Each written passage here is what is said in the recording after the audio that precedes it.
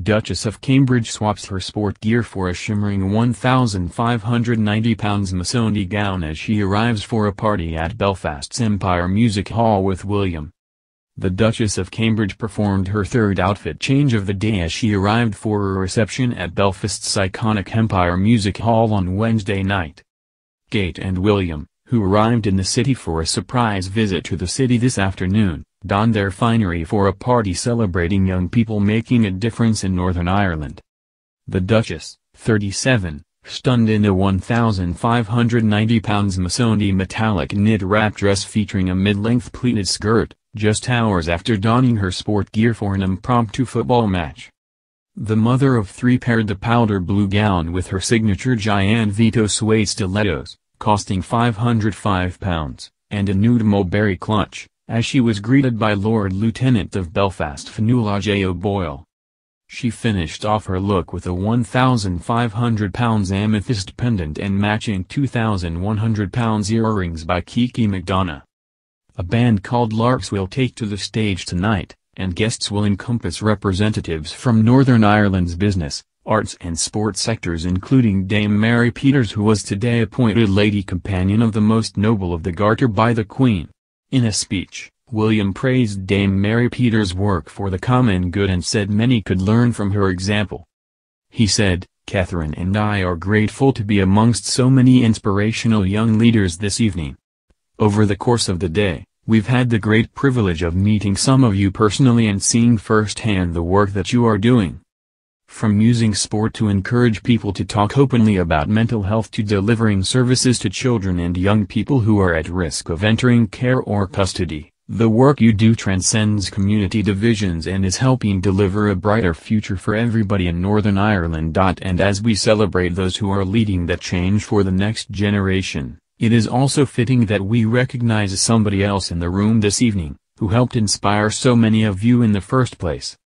Mary Peters is not only one of the United Kingdom's sporting legends, she's also inspired generation after generation to come together in times of trouble and work for the common good, a lesson I hope many of us can learn from. So it was fitting today that Her Majesty the Queen has appointed Mary to be a Lady Companion of the Most Noble Order of the Garter, one of the UK's highest honours. And I hope you can all join me in thanking and congratulating her personally this evening. The second in line to the throne was expected to use the opportunity to say Britain needs strong leadership, in a nod to the current deadlock at Westminster over leaving the EU. After his speech, Williams and Kate got behind the bar of the Empire Music Hall in Belfast, with Kate trying her hand at pulling a pint. The Duke and Duchess of Cambridge are spending Wednesday and Thursday carrying out a number of engagements in Belfast, Fermanagh and Ballymena. In keeping with royal visits to Northern Ireland, details were not released in advance and the itinerary was not disclosed beforehand for security reasons. The couple's focus on Wednesday was the benefits of sport and outdoor life on childhood development. They showcased their own skills during a kickabout at Belfast's Windsor Park Stadium, home of the Irish Football Association, which runs programs to encourage young girls to play the sport and to support clubs dealing with mental health issues. William and Kate were greeted by scores of cheering schoolchildren and stopped to chat with the crowds, with the Duchess being presented with a number of bunches of flowers. During their visit to Windsor Park, they learned about initiatives to get more women in key decision roles within football and a program aimed at young people who are not in employment, education or training. They then traveled to the Roscoe Youth Village Charity in Fermanagh, which is a residential activity centre for children referred by social workers, before returning to Belfast. On the day of competition for the Royals, at the Roscoe Youth Village, Kate and William went head-to-head in a canoeing race on Lough Erne. They were part of two teams which raced in Canadian canoes, with William's boat crowned the winner, reaching the marker a few seconds ahead of Kate's. On the visit to the centre, which is run by the charity Extern, Kate also helped assemble a tent before taking part in a game of archery. The Duchess missed her first shot, but with some tips from the children hit the target on her second attempt. Meanwhile, William's balance was tested as he walked across a low ropes assault course. Children urged him on until he made it to the end and they celebrated with a cheer. On the Windsor Park turf, The Duke and Duchess both had a go at dribbling drills, to the delight of the young footballers. Kate ran around a marked-out square, keeping the ball under control, and also jogged up and down on the spot, and at one point she hugged and comforted 9-year-old Jasmine Andrews after she became emotional about the occasion.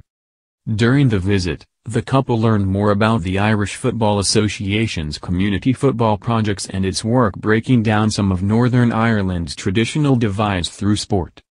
They met people involved in an initiative aimed at encouraging more women into key decision-making roles within the game and also chatted to youngsters involved in the GOAL program, a project designed for those not in employment, education or training.